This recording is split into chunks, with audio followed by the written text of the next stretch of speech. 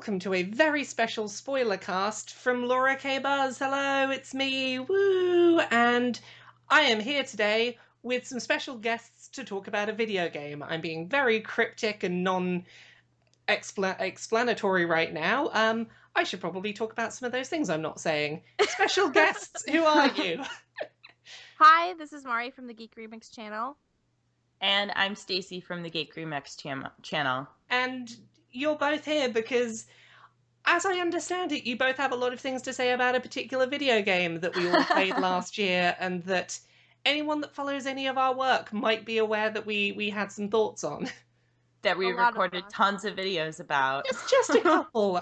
So yeah, we're going to be talking about Life is Strange today because people have been... I talked about Life is Strange like episode by episode as it came out, and I suddenly realised I've not really talked about the series as a whole.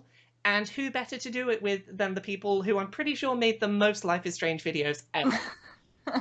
So, yeah. Every week, a new one. Yeah. More ridiculous than the last. Yeah, I know. You're just, maybe one of them will be right. Just keep putting them out. Who knows? Yeah, you gotta, hedge your bets. Throw out all the theories, and at least one of them will be right. I got a few messages from the developers being like, oh, wow, you were right about everything except for that one part. But whatever.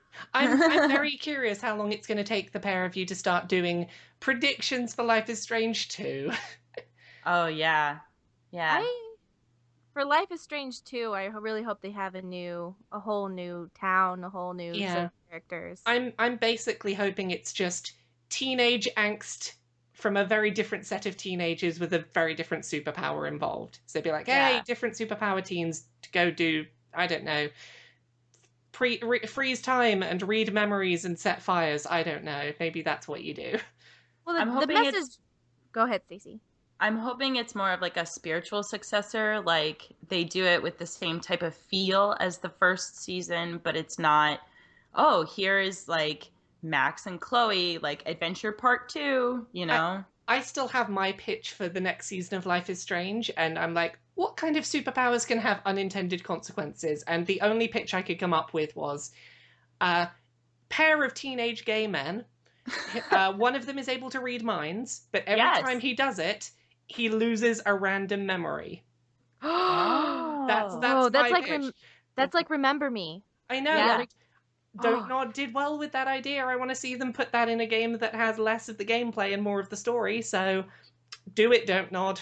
Do it. I was thinking like a dream walker. They can go into other people's dreams and see like everything. And then, they try to use that information to get people to like them, like in Life is Strange, but it kind of backfires on you. Basically, it has to center around, I want everyone to like me, also I'm a gay teenager. Yeah. Yeah. I feel like as long as they include the gay teenager part, I feel like, the fandoms can be happy with it a little bit. Well, they have to not be straight away obviously gay. Everyone has to be like, please say they're gay, please say they're gay, please say they're gay, please say they're gay. And episode 4 you get one kiss and everything's okay. So, talking about Life is Strange, is there anywhere that any of us particularly want to start? Anything we're burning to talk about? I would say I wish that people gave Max and Chloe a little bit more time to be able to fall in love. Because I wanted them to fall in love, but I feel like a lot of people are putting a lot of pressure on them to fall in love on day 2. Well, that's what being a teenager is all about. You fall in love when you first see the person, and then you ride off into the sunset for eternity. At least that's how I was. Yeah, Stacy, married the first person she ever liked. See, this is the problem, is with the way that episodic series is spread out, it's really easy to forget that they've known each other for a total of about 3, maybe 5 days. Yeah. They have really not known each other very long at all. Well, they knew each other when they were kids, and they're reconnecting. But even then, it takes at least a week to build up the courage to ask someone out. Yeah, which for me, that's why I like the way they handled it, where they don't necessarily have to do anything during the game. But if you were like me and very eager to see them canonically lesbian, then you can make them kiss, and it's like, that's good enough for me. My headcanons are justified. Nothing can take it away from me now. And that was enough for me. Like, I didn't have to see them get married by day 5, but one kiss. I was very pleased that that was an option. I like Yeah. that you could you ride off into the sunset with Chloe, and that was like for sure that was 100% they're together now. Like We've you made your been building up to choice this. and it's real. Well, it's Yeah. the exact same imagery that was used by like the end of Gone Home, where it's like, oh, the two of them have driven off into the sunset, and now they are gay together forever. Exactly.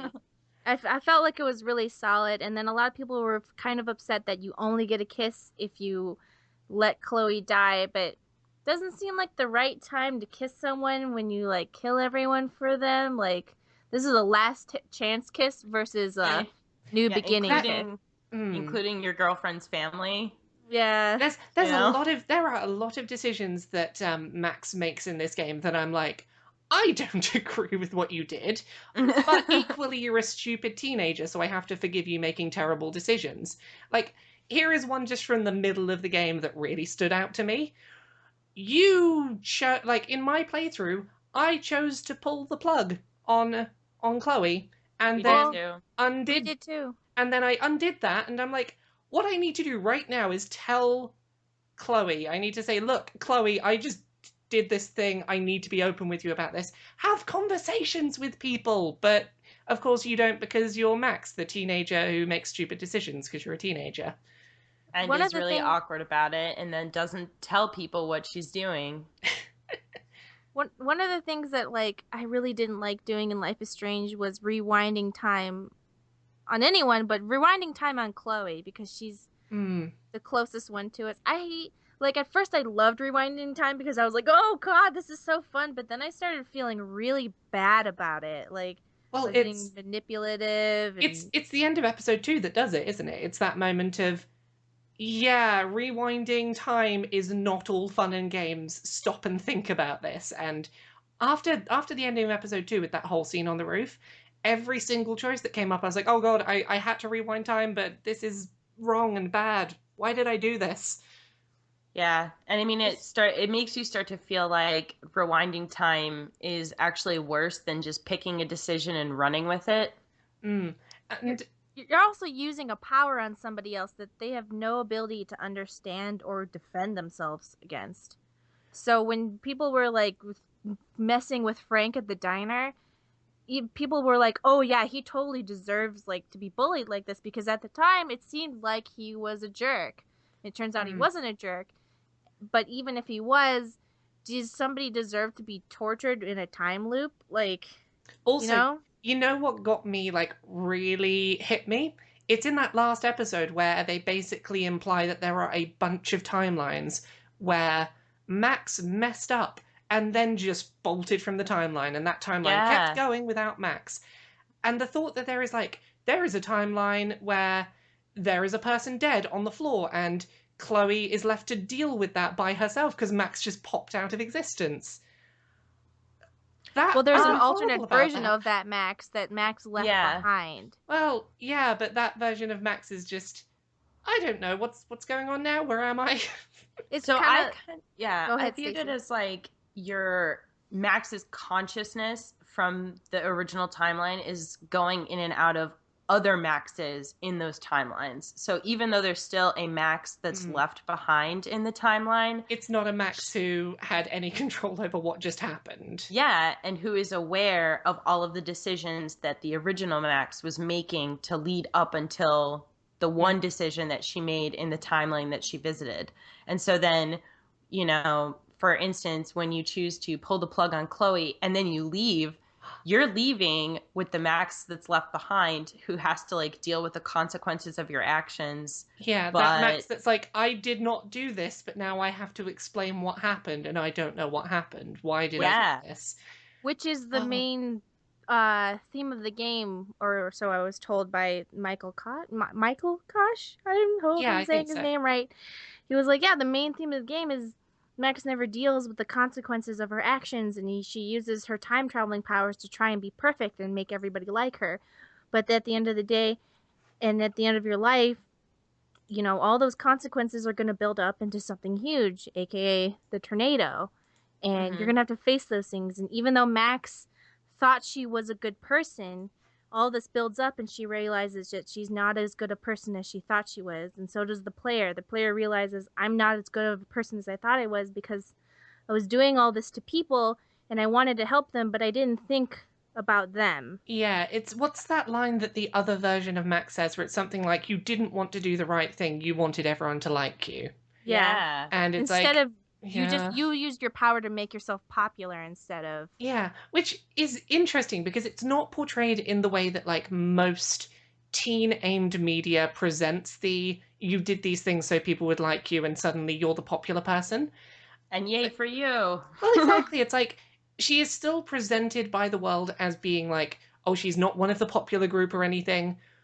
But for the people that matter, she is totally doing that. She is making decisions to make people like her, not because they're what she at that moment thought was the right thing to do. Like with Dana's pregnancy test. You don't have to say you're sorry. I did an alternate least popular decisions thing, and if you don't rewind, she forgives you. Yeah. And you don't need to rewind, and it's a lot more powerful scene because you actually talk to her and she goes, I just wish you weren't so nosy sometimes. And Max goes, I know, I only do it because I care. And then she learns from that. Yeah. Learning from that is so much more powerful than just rewinding and making it so Dana never knew that you went through her stuff. Yeah, it's she's giving up every opportunity she has as a character to grow from her experiences. And that is definitely something that she is terrified of doing, is like, I did something, now I have to face the consequences. No, I don't. Time travel, hooray. And I feel like it takes some time for the player to understand that because they're playing as Max. And so, you know, even for me, like, you're playing as Max, so Max is the good guy, you know, because the player always plays as the good guy and like all the decisions that you make are for the right reasons, blah, blah, blah. And then by the end of the game, you realize, wait a second, I'm the player and I've been choosing the decisions that she does and I've made her into kind of a jerk. And there was a lot of people who got really mad. Like, I made this video called The Morality of Time explaining what we're talking about. And then one of the developers was like, yep, this is correct. You did it. And then everyone was really mad because, and I'm sure a lot of people listening to the podcast are going to be mad because they don't want to feel like they didn't make the right choice. They didn't do, they hurt other people. Yeah. And that is the thing that, like, in the first couple of episodes, I definitely was like, see every outcome, make sure I know what's going to happen in the short term with everything, rewind everything, then pick something.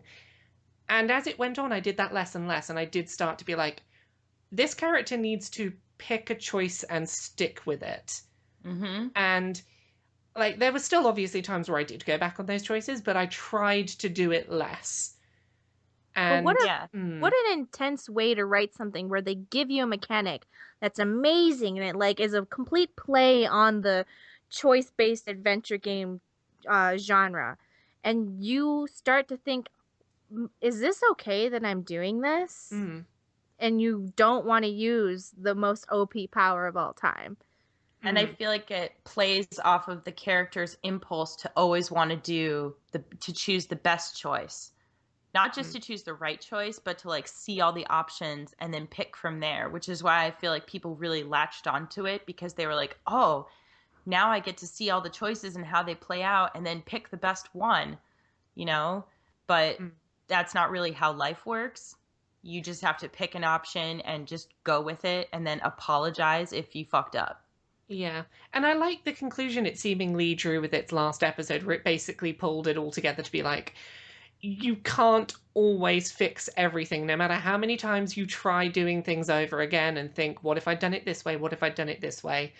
There's not always a way that's going to make everyone happy, and you sometimes have to make decisions and live with consequences.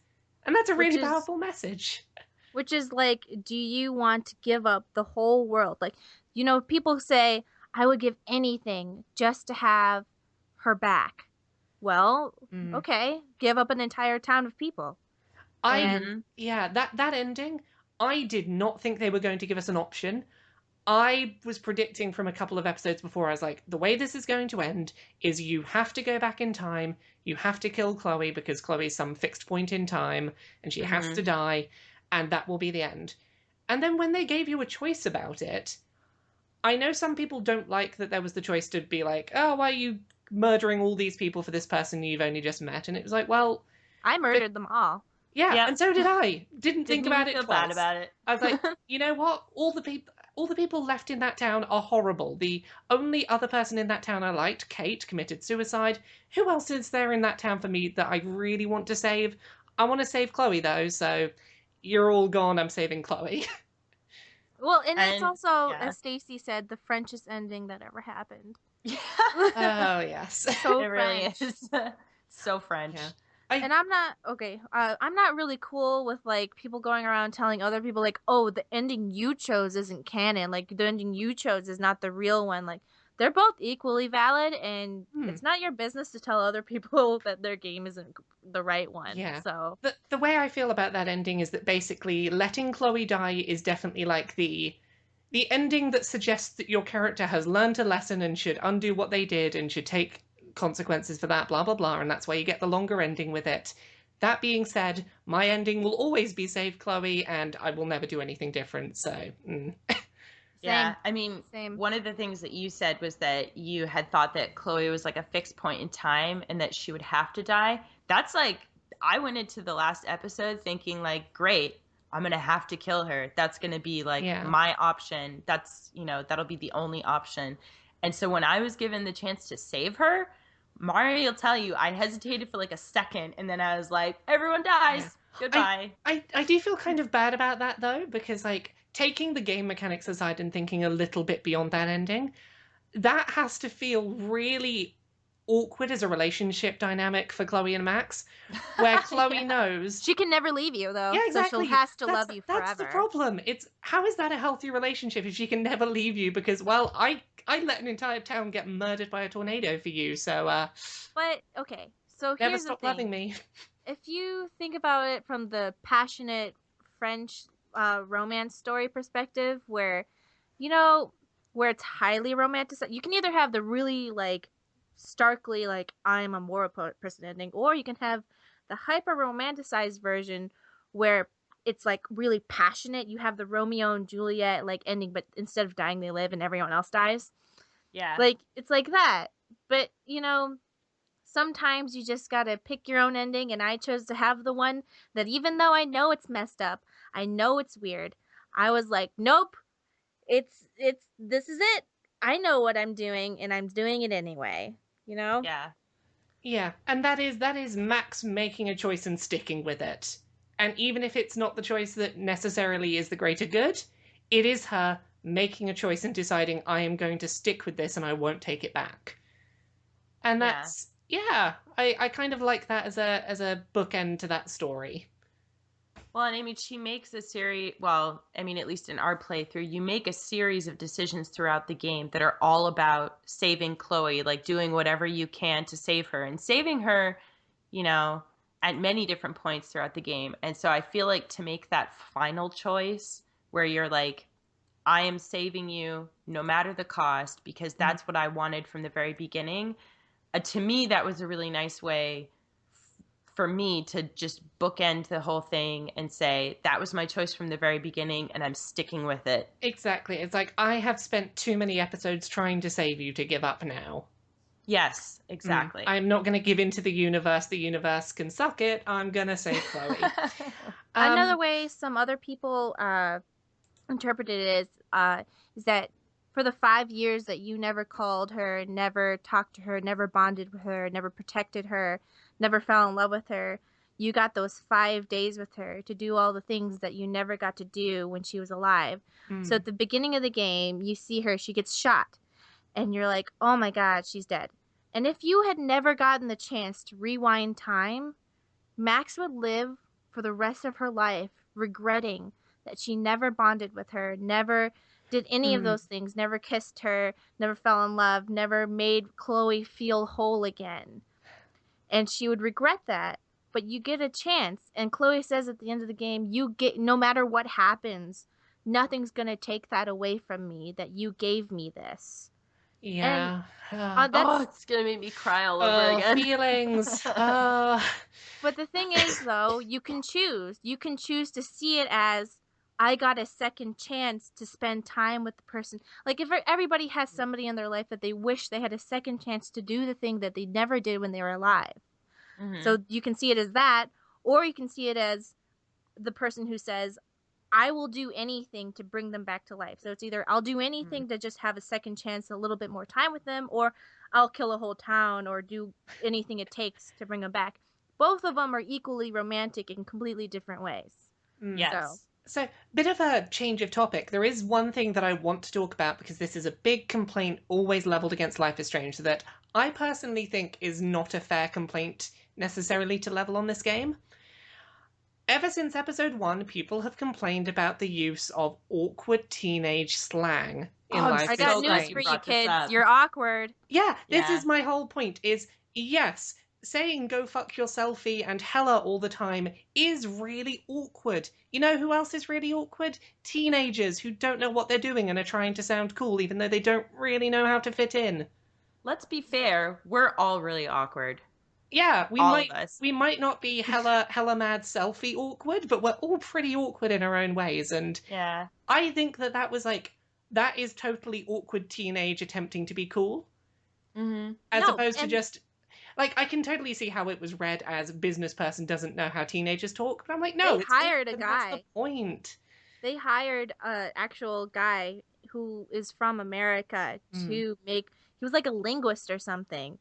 So sorry, guys, this is how you sound. And I know that, like, I see all these people being like, "Oh, well, Oxenfree has way better dialogue." I'm like, the beat of the dialogue in Oxenfree is better, but the things they say, they talk like they're like 28 years old. They talk like people have scripted a scene rather than I'm going to awkwardly fumble through this scenario because I am a teenager. Exactly. I It's mean, like it's better yeah. writing, but that doesn't make for a better experience with the writing. People just want the fantasy that aligns. They want the realism that aligns with their view of themselves, rather than the realism that aligns with the actual vision. Yeah. I mean, how many times do I remember as a teenager saying really awkward things and you like mull it over in your head afterwards because you either didn't come up with a punchline right away, there was a snappy retort that you weren't able to come up with like during the mix of the conversation, like you use slang just improperly or really awkwardly. I'm guessing that 10 years down the road, everybody looks back at their teenage self and they're just like, oh, God. Yeah, I recently looked over my old account on something called Bebo, which used to be the social media of choice for awkward, angsty teens. And yeah, my goodness, the things I was saying were not far off from Life is Strange dialogue. They really weren't. Yeah. So yeah, there is that. I guess from there, my next thing to point us towards, why did Max never tell Warren about her time travel powers? And then when she tells him, he's like, "Cool, yeah, Oh, Yeah. okay. I believe you." Yeah. Yeah, I believe you. This week's been Here's weird. the picture. You can use it. Go ahead. Yeah. Yeah. When you played through, did you have the option come up to kiss Warren at the end? Yes. And we didn't. I No, didn't we have gave him that a hug. option available. Because I was really nasty to Warren the whole way through, because I just kept pushing him away and being like, nope, I don't want to risk coming near you in case that stops me coming near Chloe. And there's always that stress. yeah, and because of that sort of video gamey stress, I didn't have that as an option. I had hug, but kiss was not an option available to me. Yeah, some people don't get. Yeah, they don't get anything. So, but the thing is, though, I can understand why people liked Warren, and he's cute and everything, but there was no content for him. Like, oh, you can either go on a magical adventure with this blue-haired, beautiful woman, and she takes you to junkyards, and you have amazing, like, things together, and you do all this stuff, or you can keep, like, avoiding Warren. Woo. Like, I don't know. I mean, I could see why people would like him. I mean, it wasn't what I wanted from my game, but I could see why people would want a really awesome female friendship with Chloe not to romance her.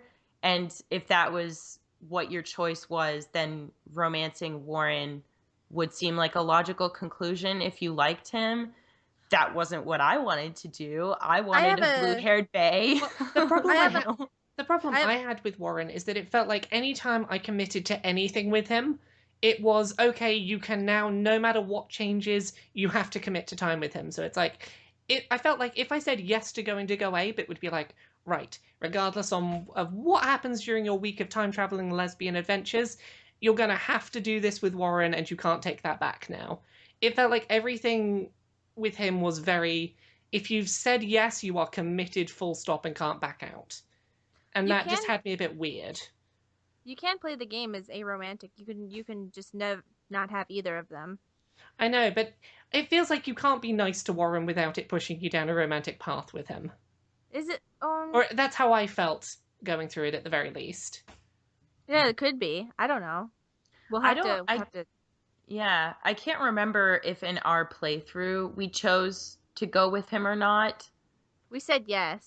Yes, and we still ended up romancing Chloe. Yeah, I think I initially said yes and then regretted it for several episodes. And he kept bringing it up, and I was like, no, I like Chloe now. Please go away. The thing that locks it in is the kiss in episode 3, because what happens is after that, because Chloe's Chloe, she texts Warren saying, "Hey, I just kissed Max. Like, she's mine now." Yeah, which feels a very Chloe thing to do. I love it. Yeah. She's like, "What's up?" She's incredibly possessive. She's like, "Oh yeah, that obviously didn't mean anything, but I am going to tell Warren it happened and gloat over him, just so he knows that it happened. Just in case it meant something. I don't know." Oh, it meant something. 100% it did. Yeah. I mean, she laughs and jokes about it afterwards, but it didn't matter to me. I was like, nope, this is real. This is all I need to confirm this is canon, and no one can take it away from me now. What really pissed me off is that people called it fan service, and I'm like, excuse you? I didn't know that two girls kissing was about you. Did you not know? Anytime that anyone who is not a straight white man in any kind of media, it's tokenism and it's fan service. That's just the rules. I was like, no, that's obviously a part of the story. No, it's girls only don't kiss. Girls don't kiss for like no reason. The number of people I saw who saw that kiss and were like, no, there's no romance there. It's just friendship kissing. What? Friendship kissing? What? Yeah, do you not know? That's what all girls do. We have friendship kisses just all the time that are just like that, and there's no romantic tension whatsoever. I honestly think that's from porn or something. I don't know what that is. Yeah. I wish I knew. I feel like that's like a media stereotype that people like have really bought into, that just like, oh yeah, girls kiss their friends all the time and it's like no big deal. And if they do it, that obviously doesn't mean that one of them is harboring secret feelings for the other. And no, they're just gal pals. Yeah. Oh wait, there's like that really old movie trope where like women would be quote unquote lesbians, but if they had like a real man come around or something, it would make them not. It's not my opinion. It's just like what it used to be. They used to think that like, but they really want a man. Like, okay, but then why are they doing it? Because reasons, of course. Other things to talk about in this game. We need to talk about Mr. Jefferson. Oh God! Okay. Wait. Have you guys seen the video of him doing Asmer?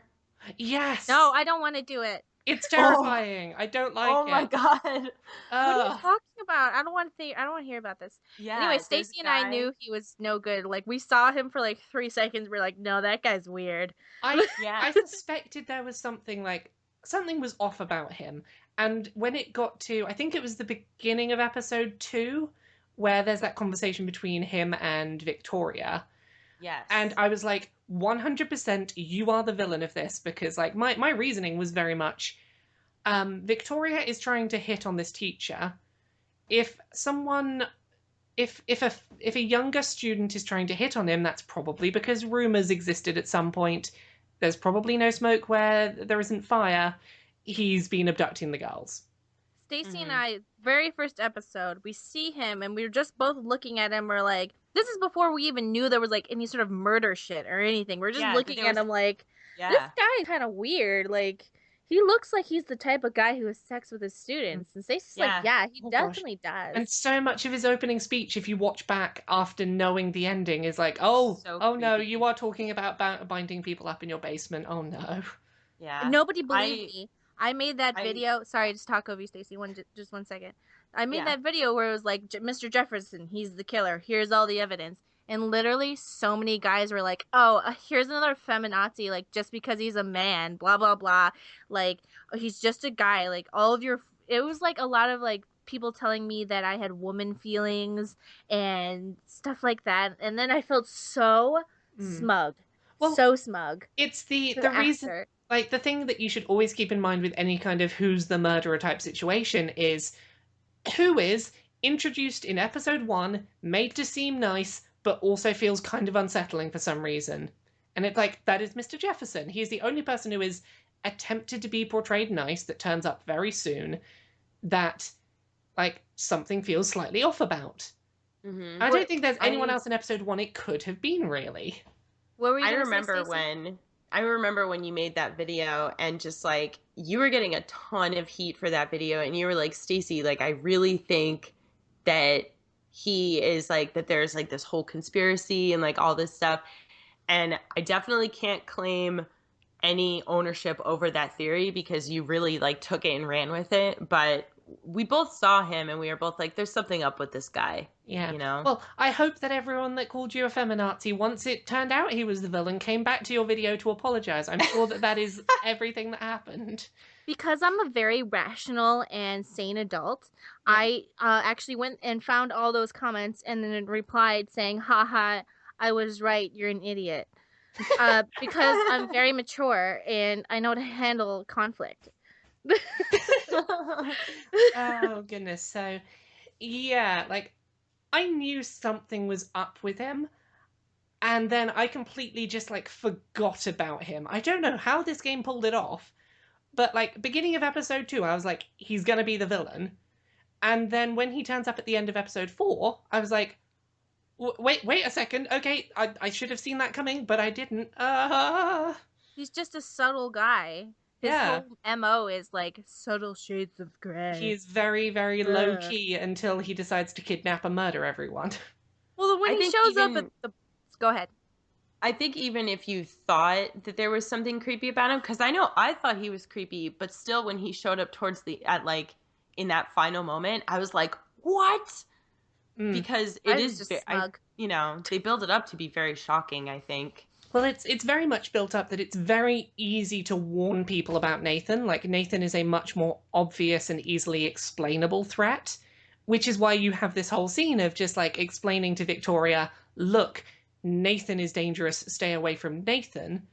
Mm-hmm. But because of that, she sticks close to Mr. Jefferson because he's a trustable person and, he's evil. But here's a cool little point. When you go to the barn... you see the owl, and the owl's there, and the owl is like tied to Mr. Jefferson. And then when you go to the junkyard, the owl, because I'm a huge nerd, I slowed down the frames and I was like, that's an owl. It flies across your face, and that's letting you know that Mr. Jefferson is coming. That's like one of those subtle foreshadowing things that they do. It's an owl flying across your path, and then Mr. Jefferson shows up. I temporarily thought that Mr. Jefferson might know about our time travel powers. Because initially I thought that's why he had drugged us, was to stop us turning time back. But no, he is too smug to realize what's going on. He's too smug to think that somebody would be more powerful than him because he wants to be the most powerful, which is why he was confused when Max wasn't afraid of him because he was looking in her eyes. And he wanted her to be afraid because that's what makes him happy. Yeah. You see girls afraid. He's looking at her and he's like, she's not afraid and I don't know why. And then he makes her afraid and then he stops caring. Yeah. The other thing I wasn't sure about when that ending of episode 4 happened, I was concerned that when we woke up, it was going to be too far back and we wouldn't be able to go back and undo Chloe's death. I was like, please don't give Chloe like an end of episode death and not have her around in episode 5. Nope, can't deal with that. No, Yeah, there that was a big Yeah. fear.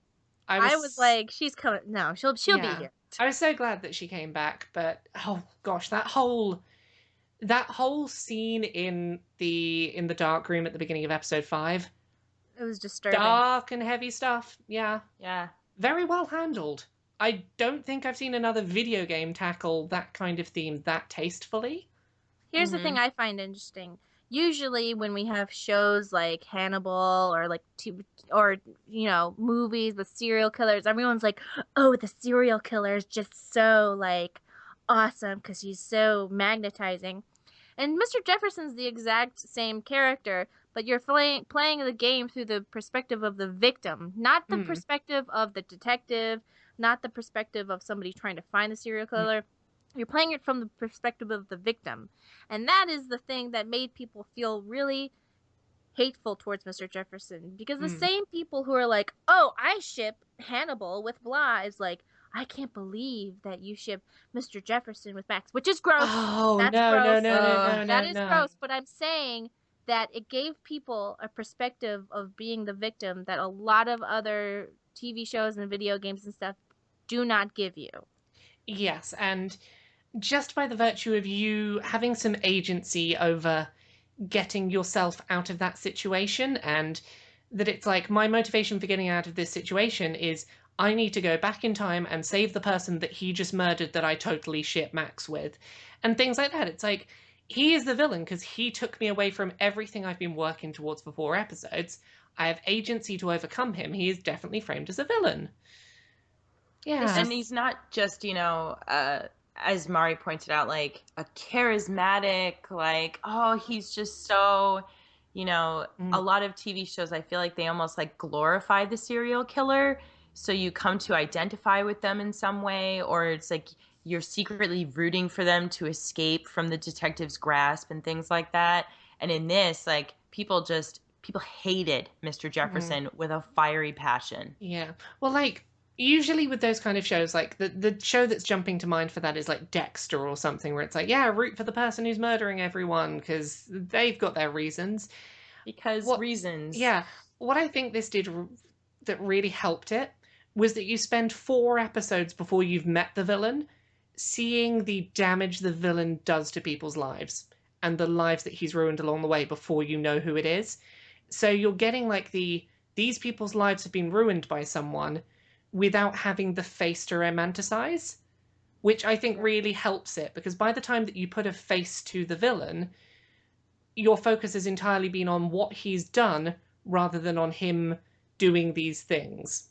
And I feel like part of that also has to do with Rachel, because so much of the game builds Rachel up as, even if you think the whole time, like, wow, she's dead, like, you still kind of secretly hope that you're going to find her. And, I felt like there was a portion of the game where I was like, no, like, she's alive. We're going to find her. We just have to find her. Chloe is obviously still really broken up about her. And since you're very involved with Chloe, you get a lot of that emotion from her, and you get very involved in Rachel's story. And so then when you finally find her, the person who did that to her becomes unforgivable forever. Yeah. There are a lot of people, okay, so I know I make fan theories, but I try to make theories that are respectful, and I guess I saw so many theories that were, I'm just gonna say, they were victim blamey. They were saying like Kate deserved it because she was drinking wine or something, or Rachel was like in a relationship with Mr. Jefferson. Like, who cares if that did or didn't happen? 2, there's no evidence to back that up. You're just making things up to be like controversial or like shocking. And see, why would you even, like, you're just saying things just to make it like, oh, it's actually Rachel who's like a bad girl, or Kate's not as innocent as you think she is. And I'm like, who cares if they are or are not as innocent as they still don't deserve to be murdered. They don't deserve to be murdered. They don't deserve to be taped up and drugged and photographed on the floor. Indeed, like, crimes against them are still crimes. Yes. Like, it doesn't matter. It really doesn't. Like, who cares? There's no evidence to even back that up. People are just saying things just to, like, It's just like so rude. Mm. So rude. Yeah. So other characters we've not really talked about yet. We kind of jumped to Mr. Jefferson because he's the villain in the end, but we haven't really talked about Nathan yet, who Yes. for the longest time is framed as your villain. In episode Nathan- 3, I felt so bad because Stacy and I were reading all of his like school reports, and we started to Yes. realize that he's probably dealing with some sort of insane, no, sorry, wrong word, some sort of intense trauma because he's Yeah. acting like a kid who's been something bad. It was so sad. We both made theory videos about how he is misunderstood. Well, that's the thing is I've seen a lot of people. There's a voicemail in episode 5, I think it is, where you can get this voicemail where he's like, "Look, I'm so sorry. I shouldn't have done this. Mr. Jefferson's coming for me. I don't know what to do, etc." And a lot of people don't have any sympathy for him when they hear that. They're like, "Well, he still did all these horrible things."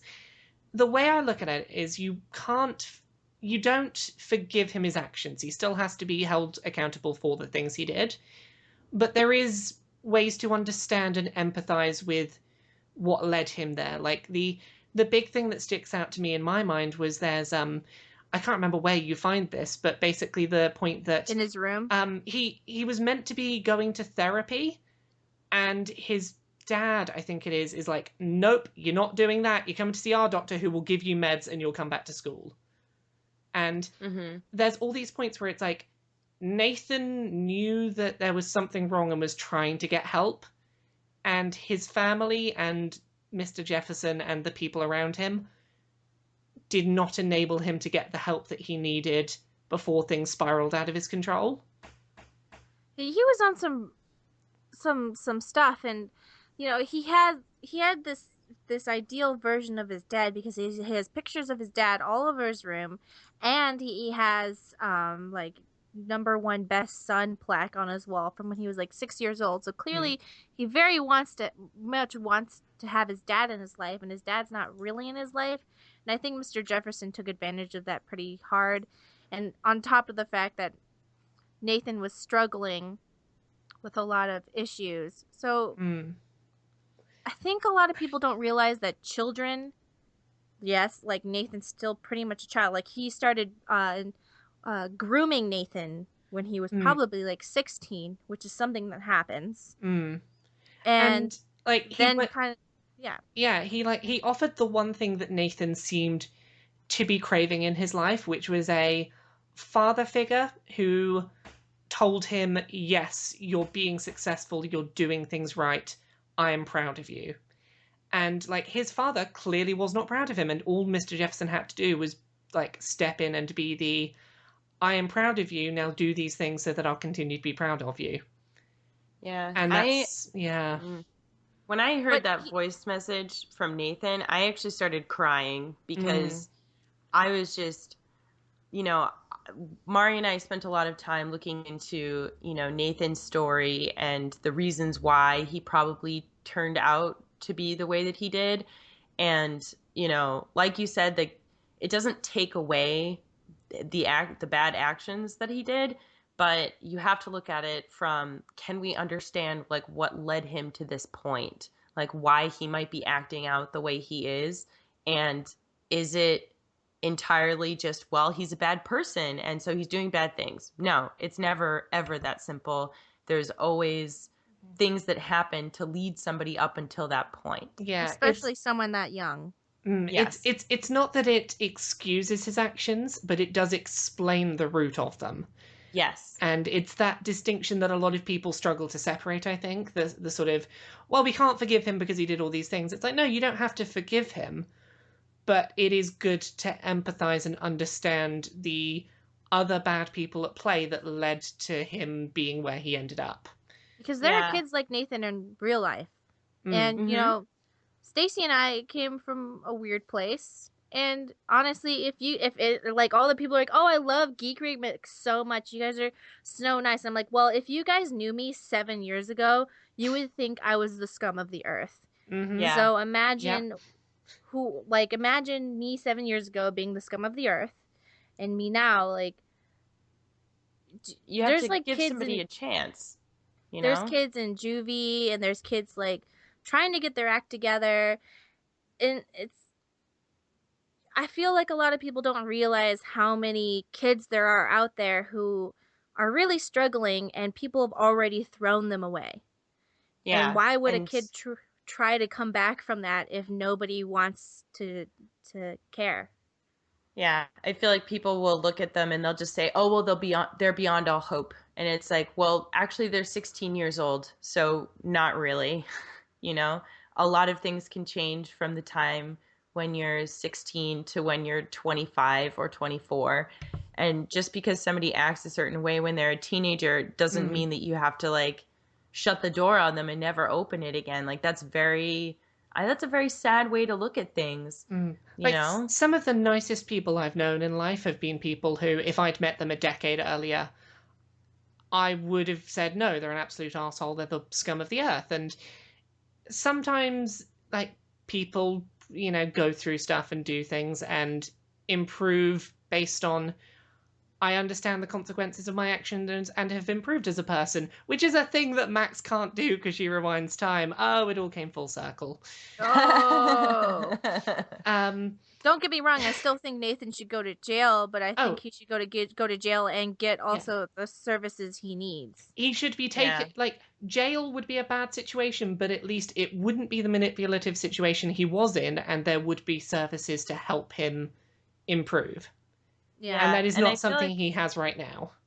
a lot of people, like when they go through something that's like really traumatic or life-changing, you know, in the end, if they're allowed to recover from it, you know, it can actually make you into a better person than you might have been otherwise. Not that like trauma should be something like that we strive to go through in order to be better people, but you know, if you look at it from a recovery standpoint, I like to think that the things that like I've been through in my life, if I hadn't gone through them, then I wouldn't be the way I am today. And, you know, if you gave Nathan a chance to heal from all of the things that he's been through, like he will probably actually come out on the other side being a really great human being. Possibly. You know? One thing I like to point out about Life is Strange is that there's different, I guess I won't call them victims, but there are different people who are responding to something bad that happened to them in different ways. Chloe is aggressive and standoffish, and she pushes people away a little bit. Nathan, whoa. And Kate acts, because it just happened to Kate, and she's always been, like, you know, a very sweet person. She acts in this way that everybody can empathize with, where they're like, oh, Kate, I just want to protect you because you're so sweet. But they don't like the way Chloe responds to being hurt, because Chloe responds differently, and that really bothers me, because if Kate never got the justice that she wanted or went through the same things Chloe did, and over time never got satisfaction for any of those things, she would be just as angry and standoffish as Chloe. And I think a lot of people don't realize that Chloe deserves just as much love and attention as Kate does. Kate just is responding differently than Chloe, but they both are sad. I think it's hard for people, or go ahead. It's just like Chloe, she loses her dad. She feels abandoned by everybody. Of course she's going to act that way. I don't know. I feel like people only want others to respond to being traumatized or hurt or going through a bad thing in a very particular way. And if you don't do it in that exact way, then nobody wants to help you. Yeah, I think it's hard for some people to respond positively to anger. You know, when people are dealing with grief or trauma and they get really angry or aggressive about it, that's a lot harder for some people to deal with and be sympathetic towards. And if somebody reacts by turning inward and being more, I guess, demure, like Kate, then they look at that and they say, oh, like that's the proper way to grieve. And I understand that. And so I'm going to want to help you. Whereas they look at somebody like Nathan and they're like, you know, his bad actions aside, they look at the way that he's acting and they say, no, like he's angry and aggressive. Like I don't want to, you know, help him. because of that. I think angry responses to those kind of emotions are one of those things that are most easily understood by people who've been there and who have been the person having the angry response to those emotions. Like, I know for myself, talking a little bit, I was the sort of very angry, rebellious teenager because I was going through a lot of stuff and was not a very happy person. And, like, it is not the kind of sad response to trauma that is easily romanticized, but it's from the same root place. It's this having a lot of emotions and not knowing how else to get them out, and this sort of instead of it being sadness, it sort of shows its form in secondary emotions that are things like frustration at the inability to know how to deal with that situation. And those are all really valid responses to those kind of situations, but they are harder to understand if you've not been there, I think. I think the main point that everyone should take away from this is that teenagers are still kids, and Mr. Jefferson's an adult, so he can fuck right off. But teenagers are complicated people who are going through things for the very first time. And if you add on top of that an extremely traumatic event, a teenager doesn't know how to deal with that. So if you see a teenager acting like a little shit, yeah, be annoyed, but also realize that maybe they're going through something that's very difficult. And they're, they don't have the benefit of an adult having maybe gone through this several times before and figured out how they should deal with it. And also, they just, I don't know, the world isn't as easy as categorizing people as evil and good, because there's so few people who are actually, for real, actually evil. And then the rest of everybody else are just people who never learned proper coping skills and never got the chance to learn. Yeah, and that is very difficult. I'm just having to think which other sort of primary characters we've not really talked about yet. We've not talked much about Kate. We've mentioned Kate in a few other discussions, but we've not really talked about her by herself. Sweet innocent baby, you let her die. that is. We reloaded. Don't Precious worry. cinnamon roll. I didn't reload. I stuck with her death. It's one of those things, like, I have had personal situations very similar to that, and that scene really hit very close to home for me, and that was the moment where I was like, Life is Strange, this is a really important video game right here. No, failing that felt like very tough. You know what's the worst part about it? It's when about 2 minutes later it comes up with 80% of people managed to save her. You are in the 20% of people who couldn't work out how to do it. No. When we played it, when it first came out, 80% of people didn't manage to save her. Everybody else cheated. I played it pre-release by about 2 days. What? I get games early. That's a perk of the job. And yeah, I played that about 2 days before release, and the current split when I finished that episode was 80% failed to save her, 20% saved her. That was a gut punch. That was not fun. I noticed that one thing that I really felt from the dialogue in that whole rooftop scene was that you really, even if you know somebody very well, you might not know the exact right things to say in order to make them feel better. That's part of like the whole bumbling process of, trying to help somebody who really feels like their life is over, that, they're looking, it's not that they're looking for the exact right things to be said, but they're in such like a desperate place that anything that you tried to say, even if you have the best intentions and are trying your best and you want to help, what you say might not help. And living with the consequences of that, which is, Kate killing herself, like, that's really hard. Yeah, it's as someone who's been through that and who has known someone that spoke to them about wanting to commit suicide and then did, and I wasn't able to sort of stop them. When I finished episode 2, I was very unsure how to feel, because mechanically, this is a big criticism I have of the way that section of episode 2 is handled. The way to get the information you need to stop her committing suicide requires you to snoop around her room, which is the last thing that she wants right now, because the entire reason that she is so upset in that episode is a huge invasion of her privacy and the inability for her to control how people find out information about herself. I walked into that room where she was crying, and the first thing I did was walk over, talk to her. She needs someone to talk to her. Because, again, not thinking about the gameplay mechanisms, I need to go and talk to her and make sure she's doing okay. Because I did that rather than snooping, I didn't know what I needed to know.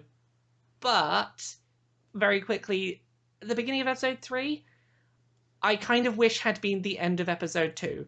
Because there is a text message you receive from her parents that is the complete, thank goodness this actually made me feel much better about this whole situation, which is when her parents say, you didn't fail to save her, you got closer to saving her than anyone else did. And that put that whole situation in perspective, where I was like, that's how to look at this whole situation. But yeah. No, that was completely on point. One thing to change the topic. Is that okay? Yeah, go ahead. Yeah. I realize I've done that thing where it's like, oh yeah, I said everything. Now everything is silent and no one wants to talk. No, because like you got it so perfectly, and I was like, we'll just tie that in a bow and move on. We'll just that's a good silence. That's a good sign. I got paid to write about that whole topic, so I'm hoping I know something about it. No, that was perfectly wrapped up in a perfect bow. Like can't add anymore. In that case, where should we turn from here then? One thing I noticed is that the closer Max is to somebody, the more okay they are with her being who she is, which is a snoop. Like, she's Snoop. She's a snoop. And so, like, everybody else is like, Max, can you not go through my stuff? Or she'll, like, sneak into their room. And Kate, I guess, I don't know how she felt. But when you go into Chloe's room, she's like, oh, yeah, you're snooping through my stuff? Cool. I don't care. Like, go ahead, like, over there. And, like, even when you break her stuff, she's like, oh, you broke my stuff. And then just kind of gets over it. Well, isn't that how you are when I come over? I just go through all your stuff and seriously. Yeah, Stacy goes through all my stuff and just, like, looks at everything and plays with stuff. And I'm okay with it. But the point is that Max has this genuine friendship that she has with Chloe that she doesn't have with anybody else. And maybe kind of with Warren, because she was friends with Warren before she had her time traveling powers. It's just, I feel like people don't appreciate just how genuine the friendship is between Max and Chloe sometimes, because Chloe actually appreciates the qualities in Max that other people don't like. So, yeah. She even tells Max, oh, you've always been such a snoop and I love it. Don't ever change. Yeah. There's a pair of characters we've talked about as a couple, but we've not really talked about either of them as individuals. Do we want to talk about Max and or Chloe as separate characters from each other? Yeah. Well, we talked about Max a little bit in terms of her character development, but... Yeah, we didn't really touch on Chloe much, though. Chloe, we were just like, romantic interest was pretty much where we clumped her, which... Oh my god, I love Chloe. Chloe is the best character in anything. I love her. Ugh. I like that she's this manic pixie dream girl, but also then they go, but can you, like, respect that she's been through a lot? And then a lot of people didn't respect that she's been through a lot, and I was like, how dare you? I like the fact that even though she fits that stereotype a little bit, she also fits the, like, screw you stereotype. Like, if you told her that that's how you thought of her, she would tell you to go screw. You know what I mean? Like, she is always really straight up about her opinions. I don't know that I would put her in the Manic Pixie Dream Girl camp because she's less dreamy than that, you know? Well, one thing that made me a little bit hyper defensive for Chloe is that people were really, really pushing a relationship between Max and Chloe, and I'm like, I wanted one too. But people wanted it to happen right now, and I'm like, but she's also just witnessed, like, her friend is missing that was probably her girlfriend. Like, she tells us that she was in love with Rachel. Like, I loved her. And then we find her dead body, and people are like, so are they going to get together? I'm like, do you even care about how she feels? God, she has real feelings. She's a person, you know. Like... Now, see, for me, I think a lot of the reason why I like Chloe is I really like Chloe and Max as a pair of characters of being like the... For me, I really like Chloe as one of the two halves of sort of the teenage experience, where it's like there is the awkward, shy, unsure of how to come out of her shell, afraid to sort of experiment with who she is side of like the teenage experience that is Max. And then on the other side, you've got Chloe, who is pretty much everything that Max kind of, on some level, seems to aspire to be, where she's sort of confident and creative, and she's all of these things that Max doesn't feel she can be. And she's her Tyler Durden. Yes! Oh! Oh, God. That's actually hit the nail right on the head. And I really like that as the... Initially, she's very much this is the cool friend I have that I want to be like my cool friend. And then over time, it's like, oh, yeah, her situation is not nearly as nice as yours, Max. You probably don't want that particular situation that led to her being like this. I like that Chloe allows Max to be like her full self, because whenever you look at, a couple, one of the things that you look for is like, do these people together make them the best versions of themselves? Yeah. And both of them do that for each other. Chloe is a better person when she's around Max. Max is a better person when she's around Chloe. I feel like they complement each other so well. I love that we were going to be like, yeah, let's just talk about Chloe. And then we immediately talked about their relationship. In that case, just talking about Chloe, there is one thing that I felt really uncomfortable about. And not because I felt it was bad, but because it did make me ask questions about how I viewed Chloe as a character. And that is when you see her in episode 4, where was it episode 3? Sorry. When you see her in episode 3 and her father is not dead, and she has had a happy life. And she has not felt the need to rebel because her life has actually gone an awful lot better. Wait, that's not true. Well, that's not true, because if you go into her computer and all of her stuff, she's actually still into all the same stuff. She just can't dye her hair blue and can't go get food. Again, I didn't catch that the first time around because I went through it quickly because reviews. And I felt really conflicted because I had this moment of, I prefer blue-haired Chloe. I prefer her as a character. I want to spend the game with this version of the character.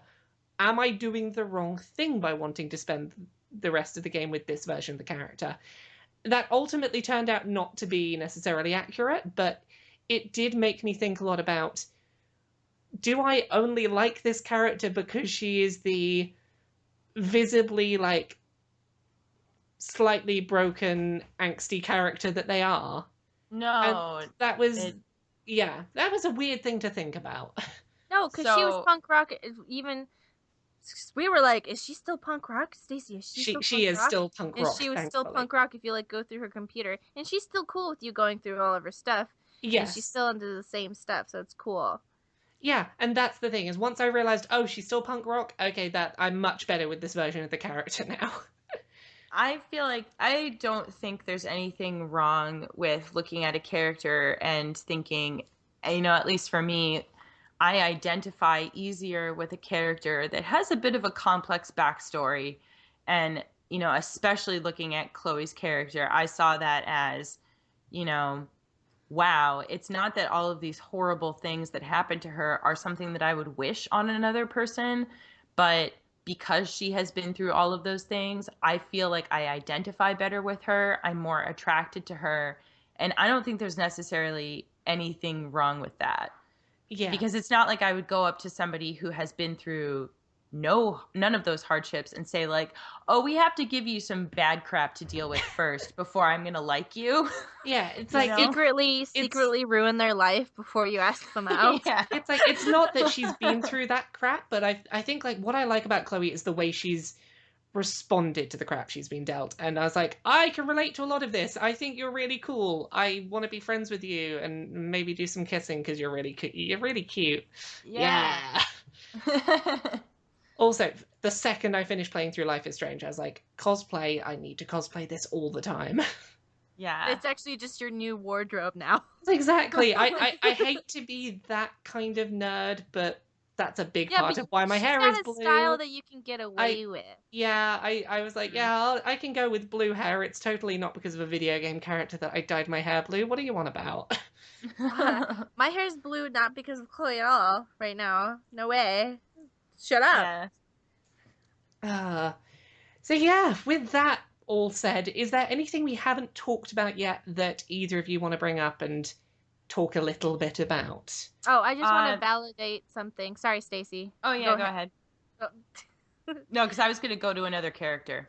Oh, I just wanted to validate that a lot of people in the fandom were like, oh, there's no good like perfect happy endings for gay characters, and I just wanted to validate that for people. I know that some people, sometimes it just feels good to hear some people say, yes, that's a valid point. We still love the ending, but yes, that's a valid point. I love the ending, but yes, it does play into the whole lesbian romances always have to end with some form of tragedy, which is why I was convinced Life is Strange was going to end with a suicide in the attic, because that's the kind of thing that lesbian narratives tend to do. But yeah, Stacey, you wanted to talk about another character. Yeah, we didn't really talk about Victoria. Oh, yes. Yeah. And she was one of the characters that she almost was like another Nathan, where people really, ragged on her about being a bitch, and, she doesn't treat Max very well, and people were like, oh, well, she's just horrible, because she's the horrible popular girl stereotype. And I feel like a lot of people were more just like, oh yeah, Victoria and Max, it's happening. Like, I feel like that happened later. That happened later. Yeah. Once you start to be nice to her and you start seeing a different side to her, and especially once you get to talk to her and say like, hey, like, you're in trouble and this is my attempt to save you. But, especially early on in the game, people really like put her into like one singular box. Oh no, I loved her from episode 1, and like, it's always weird to me quite how many people didn't assume she was redeemable, because like, if you show her a little bit of niceness when like she's on the stairs and she's been covered in paint, and you're like, hey, you doing okay? Look, anything I can do for you, etc. She really seems to appreciate it, and I'm like, you are totally a redeemable character, and that's really obvious right now. I love that we could do all that stuff to her, and she has no idea that we did it, and then be I like, know. oh my god, are you okay? Oh my god, you I'm poor so thing. sorry. I'm not How did that actually happen? sorry, but oh my god.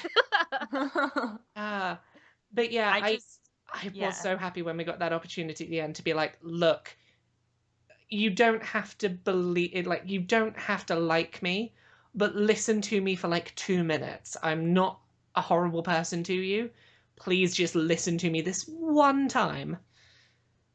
Yeah. And I liked that they showed, she goes from being just a character that is, popular girl, not too nice to you.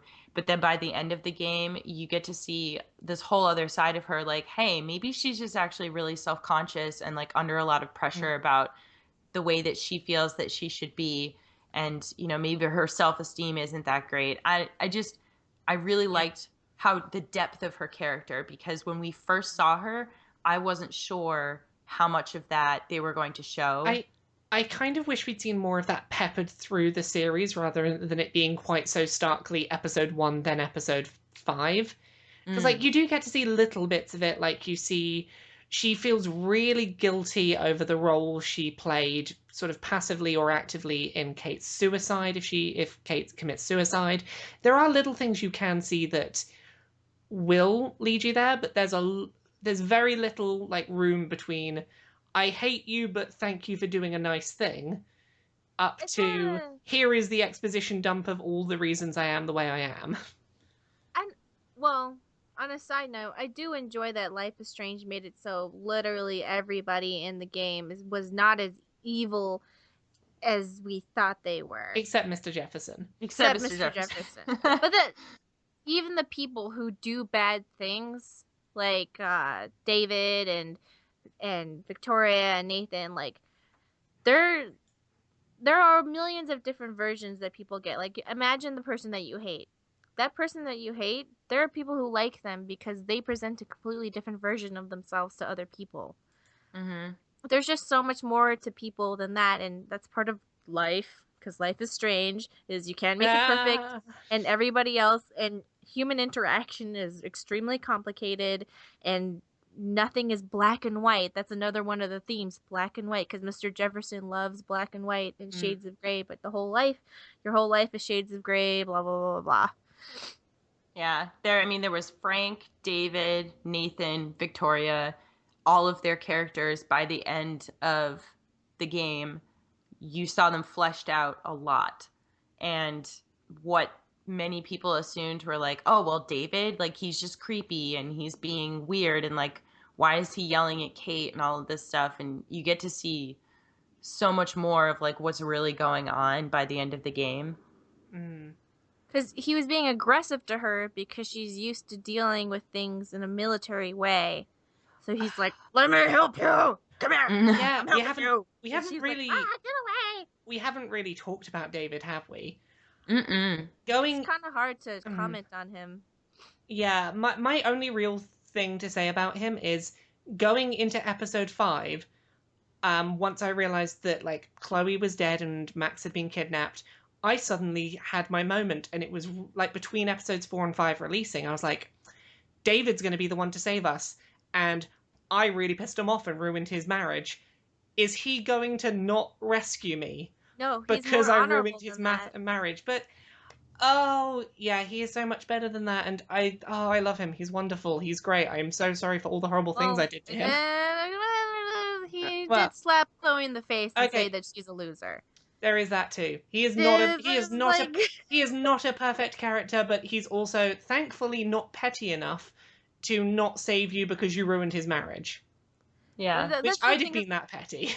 That I like is that people are like, oh, he's problematic. I'm like, well, there's a difference between a problematic character and a character that's fleshed out and interesting. Yeah. I will clarify, when I say I love his character, I don't mean that I love him as a person. I mean that I love the complexity of his character and how willing everyone was to buy into him being entirely bad and we should always punish him at every turn, before suddenly having that realization of he's going to save us. And we probably misjudged. I just wish everybody would look at the characters with a little bit of a broader lens other than bad, good, good. I hate them, I love them. He is both, and that's what makes him interesting, because I was so willing to buy into him as entirely bad. And that is a very good bit of character writing there. That is. And they leave hints to show you that he's not, because if you go through his drawers, like a normal person, you just go into someone's bedrooms and open their drawers. You can read that he actually has pamphlets in his drawers that say, like, for people who are in the military and, like, people who are struggling with the civilian life and stuff like that. Just to give you some hints at that, like, you know, he's a weirdo, but, like, it's because he's struggling a little bit right now.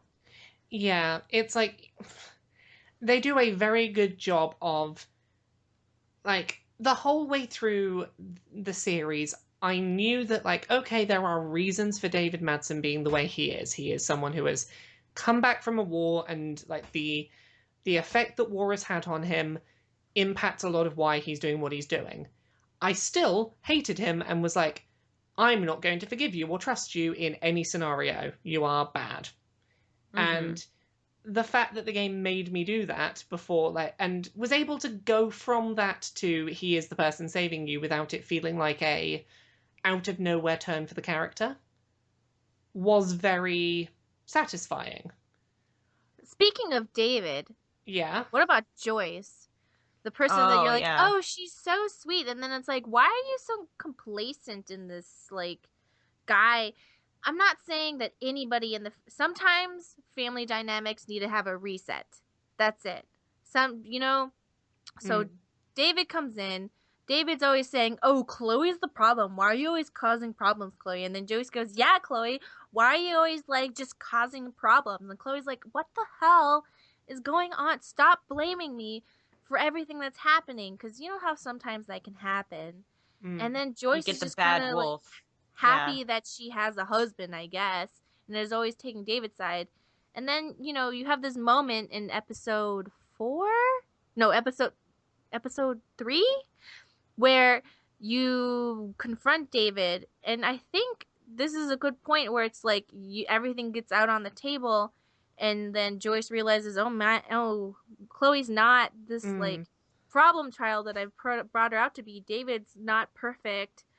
You need to leave. But it's not like I'm ruining your family. Yeah. They just need some time apart where everything can reset, so the family dynamic can like be a little bit more healthy. My reading on Joyce and why she is the way she is in that relationship is I think she is the polar extreme to most players, where she will forgive a lot of his actions knowing the reasoning, where like she knows, okay, you've been through war, etc., these are the things that are causing you issues, and she's very willing to write those things off without stopping to really think about, while it explains his actions, does it excuse them? And I feel like that's the opposite to the route that most of the audience take, but I can understand where that comes from. Well, I think that David probably came from the same kind of worldview as Chloe before he got in the military, and he's very desperate to have a family with Chloe if you go through his stuff, because obviously you would go through his stuff. Yeah. And he has birthday cards and stuff for her where he's like, "I hope that you accept me and your family." And then obviously Chloe's like, "You're not my dad." And Go away.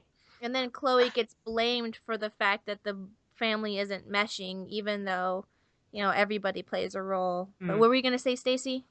I was actually going to say that in real life family dynamics, it's actually really common as if one of the family members, whether it's like a parent or a child, if one of them starts exhibiting quote unquote troublesome behavior, that they become kind of like the whipping boy, and that they become the source of all problems for the family, even things that aren't their fault. Not literally, guys. Not literally.